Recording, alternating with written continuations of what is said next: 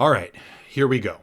Today, I want to talk about this because this right here is one of the most pathetic documents I've ever read in my entire life. This document appears to be, I say appears for a very specific reason that I'll get into later on. This document appears to be a cease and desist letter filed by a lawyer named Russell Lewis Boltwood out of Piedmont, California. For context, I have now called the number 3 times, attempting to speak with Mr. Boltwood to try and verify if this is actually a real attempt at serving me papers. Because the document is so pathetic, ill-constructed, and incorrect, I have a great deal of difficulty believing that this came from a legitimate law firm, lawyer, or even an undergrad Law 101 college student. It's actually difficult to even begin, owing to how colossally botched the entire process already is on the part of this lawyer, but I'll do my best. As you can see, this is an email supposedly sent from Russell L. Boltwood that was originally sent to upperechelongamers@gmail.com. That matters because upperechelongamers@gmail.com is an email address that was used, I think, during 2016 and 2017 only, and has since been discontinued. I don't even know where he found that email listed online, and purely by a matter of coincidence, because one of my original Upper Echelon team members still has auto-forwarding, I think, set up or something like that, the document ended up being forwarded to me. That may seem inconsequential, but just keep it in mind. Wrong email address. Second thing, some of you watching this might be concerned that I've just doxed myself, including my full name and address. But in reality, no, I haven't. You see, that isn't my name. It's close-ish, but it's not correct. And because of that incorrect name, the address is also wrong, leading to a Michigan housing complex that I have never seen nor heard of before in my entire life. What's more, attempting to verify if this was even real after digging into Mr. Russell L. Boltwood's professional life, I attempted to call and verify with his office. The first time, the call rang through to voicemail, and the voicemail didn't even contain an answering message that stated who the number belonged to, so I hung up. The second time, I got hung up on after 1 ring, and the third time, I got hung up on after 2 rings. So, having given it a solid effort, an actual solid effort, having looked up who Russell L. Boltwood is, everything corresponds, that's his law office, he's based out of his home, it appears, where he lives, etc., etc. Whether or not he's a practicing lawyer, I looked up his bar number, I did a bunch of research into this guy, and I tried to contact him through the details listed on the document itself, as well as the numbers I found for him elsewhere online. I will go forward under the assumption that the document is real, because I have nothing at this time indicating that it isn't. If the document is fabricated, and if I obtain legitimate proof to that end, I will immediately take down this video and clarify that the entire pathetic situation was a hoax. However, as of right now, I will be operating under the most likely scenario, which is that the document is real, Mario Nafal hired a lawyer to send it to me, and his intention is to push this into litigation. Let's begin. For starters, I never signed an NDA, or a non-disclosure agreement. This little disclaimer right here, yeah, that's useless, posturing garbage. I can share this with whoever I want, however I want, whenever I want, and you didn't have the right name, email address, or physical address, meaning that this isn't even a codified legal document. It's worthless. With that out of the way, what's inside? Inside is a list of potential accusations and some sort of attempt at my name, which is spelled wrong. Among those potential accusations, we can see intentional infliction of emotional distress, as well as negligent infliction of emotional distress. That's strange because cease and desist letters are intended to clarify a precise behavior or action pattern and ensure that the recipient is informed enough to cease that behavior. They're supposed to be very clear. And these two accusations, intentional versus negligent infliction of emotional distress, are mutually exclusive, meaning that if one is true, the other cannot be true. Great start, buddy. What's next? Next is the reality that this was given to the wrong email, with the wrong personal details, and yet this isn't even the first time I've had a document like this sent over to me. Another notable example would be Celsius Network. Celsius Network, after I heavily criticized their project for being shady and suggested that people should be careful where they put their money, identified my company, looked up the business, found my registered agent, and then mailed me an overnight physical letter to that registered agent who scanned it, uploaded it to their online portal where I can view it. That letter was a real cease and desist. Never mind the fact that Celsius Network went bankrupt very soon after because they had, guess what, misappropriated user funds and lost over $1 billion, something that I would call shady, but we'll just ignore that part. Celsius sent an actual cease and desist. But this thing is a stone cold embarrassment. I don't necessarily want to read this entire document for the video. It's long, filled with typos, funnily enough, and badly written. But for the sake of clarity, I'll read most of it piece by piece so that people get the general idea. Quote, This law firm represents the legal interests of IBC Group FZCO, including its affiliates and subsidiaries, IBC, and its founder and CEO, Mr. Mario Nafal. As a threshold matter, if you are represented by legal counsel, you are each hereby directed to provide your attorneys with this letter immediately and to have your attorneys notify this firm of such representation. End quote. Yeah, no. You don't get to direct a single goddamn thing. This isn't binding, it isn't even legally enforceable, and yet somehow you think you can strong-arm me with one of the worst cease and desist letters I've ever seen? Yikes. Moving on, quote, your campaign began at least as early as November 22nd, 2022. On or about that date, you posted a video entitled Mario Nafal Scams, Lies, and Fame. The video, which is prominently sponsored by Manscaped, initially purports to provide viewers with an expose regarding the business activities of both Mr. Nafal and IBC, but quickly reveals itself to be little more than a childish, vulgar series of personal slurs and unsubstantiated claims against both Mr. Nafal and IBC. After initially displaying a picture of Mr. Nafal and characterizing his appearance as giving a bad vibe, you then explicitly state to your audience, Mr. Nafal is one of the shadiest people I've ever seen. End quote. Yes, Mario Nafal is one of the shadiest people I have ever seen. And that statement does not qualify as defamation under any defensible legal precedent in human fucking existence. Now, obviously, I don't expect everyone to just take my word for it, so here's an example. This is not technically case law as a result of jurisdictional problems, but it is persuasive authority, which is highly indicative of the wider atmosphere regarding free speech protection of skepticism. The example is Redmond v. Gawker Media. This example is nearly perfect because it contains a scenario where Gawker Media published criticism of Redmond's businesses and his various different business models, calling them a scam in their coverage. It clarifies that Redmond's business ventures, quote, rarely, if ever, work, and when Redmond responded via email, angrily I might add, Gawker Media posted that response directly on their website. Redmond obviously decided to sue for libel and false light, nearly identical to the cease and desist that was sent to me, which contains defamation and false light, as well as contradicting accusations of negligent but simultaneously intentional emotional distress and copyright. Here's the thing though, this case was eventually closed in favor of Gawker Media because the article pertained to an issue of public interest, serving as a, quote, warning to a segment of the public, consumers, and investors in the tech company that Redmond's claims about his latest technology were not credible, end quote. Does any of this sound familiar? My own coverage of Mario Nafal, a self-professed serial entrepreneur, investor, and CEO, was designed to warn the public of extremely shady prior business maneuvers, but going further, during Redmond v. Gawker, the court ruled that Gizmodo's usage of the word scam did not qualify as defamation because the word means different things to different people. While not technically qualifying as case law in this particular circumstance, any competent lawyer will quickly understand that the situations are extremely similar. Anyway, reading on, quote, you then proceed to make a number of baseless claims about Mr. Nafal and his various business activities. In reference to these business activities, you then admit that while you have not actually done any review of his business activities, you nonetheless state, I would be willing to bet quite a hefty sum of money that there's some shit to find in Mario Nafal's other business activities as well, end quote. Yes, I did say that. And look right here, because Fruity Australia, another business activity belonging to Mario Nafal, has paid a penalty for false and misleading strike-through pricing enforced by the ACCC. I was willing to bet a hefty sum of money that there was shit to find with regards to Mario's other business activities, and guess what? That is the very definition of shit to find, which I found. Still, there's more. Quote, seemingly undeterred by your lack of interest in factual substantiation of your allegations, you then proceed to make a blanket assertion that both Mr. Nafal and IBC engage in pump-and-dump activities, and then proceed to make a series of defamatory and vulgar statements about IBC and Mr. Nafal. IBC and Mr. Nafal have a near 0% record when it comes to vetting or supporting cryptocurrency projects, end quote.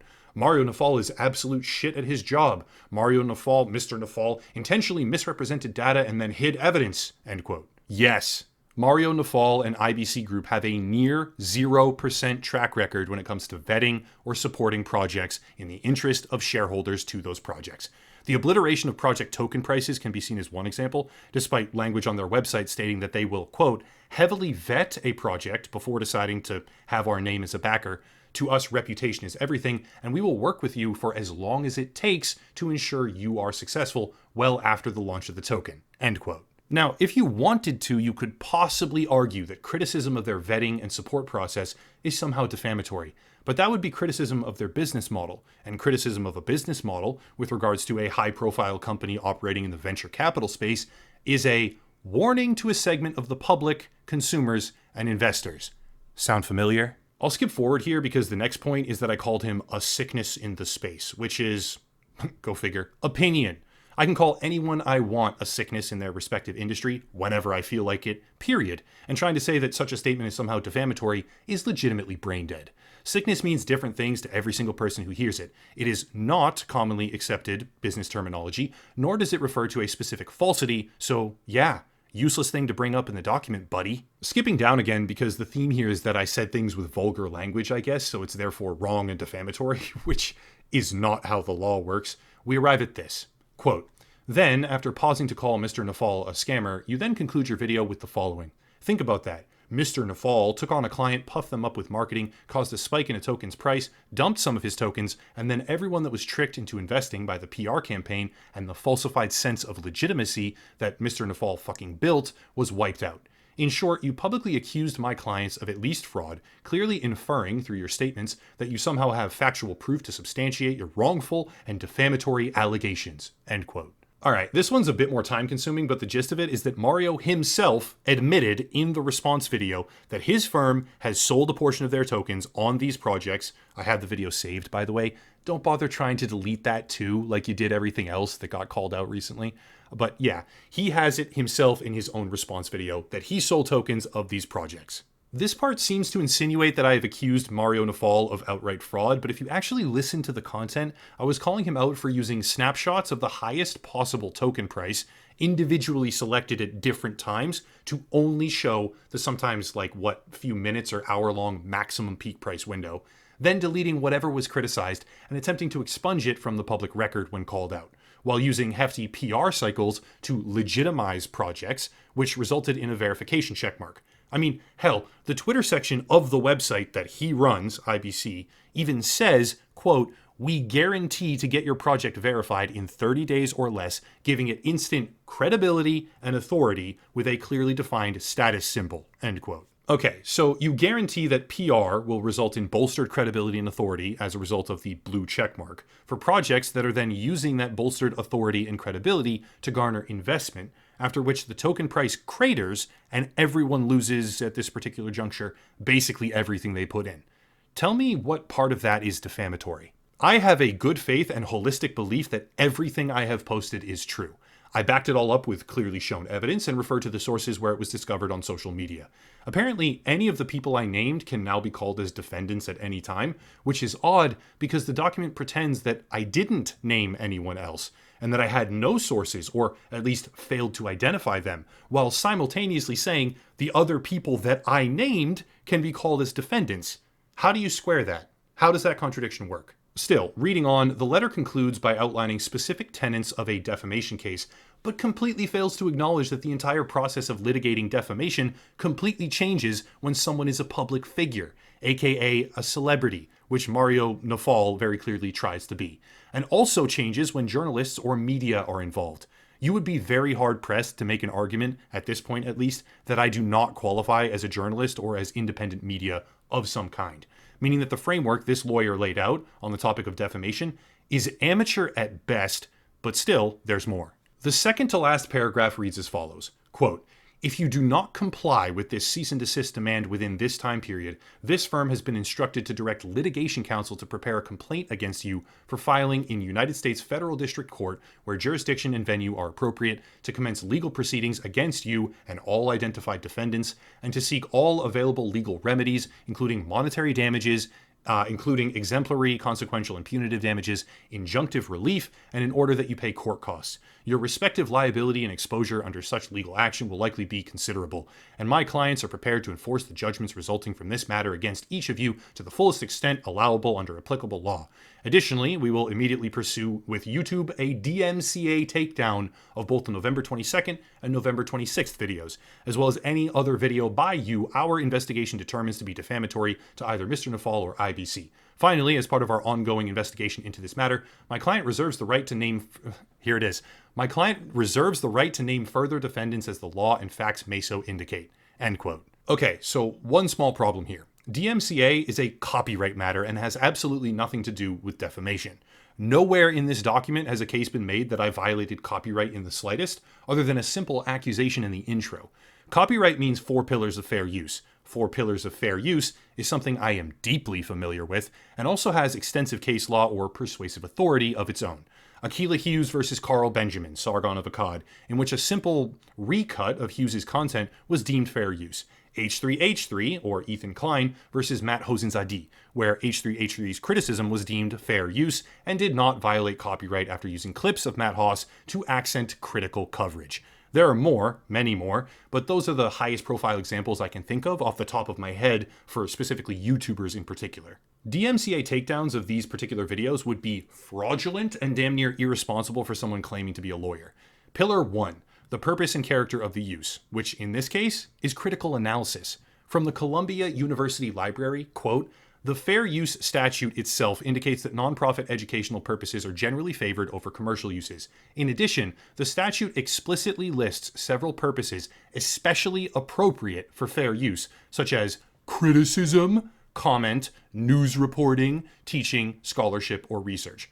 Arguably, my coverage fits 3, possibly 4 of those purposes, which are especially appropriate for fair use." Pillar 2, the nature of the copyrighted work. Quote, "The courts reason that copyright owners should have the right to determine the circumstances of first publication. However, everything that was posted in my video was publicly circulating on social media, and I did name my sources, primarily Twitter, meaning that I did not break any piece of information that was not already in the public eye as a result of Mario Nafal's own personal actions." Pillar 3, the amount or substantiality of the portion used. The clips I used were short. They demonstrated precise information of reference, and they were a very small percentage of the overall piece. Their only purpose was to provide factual evidence of things that Mario Nafal himself has said, or background visuals of him speaking during references made to his own actions, words, and statements. Pillar 4, the effect of the use on the potential market for or value of the work.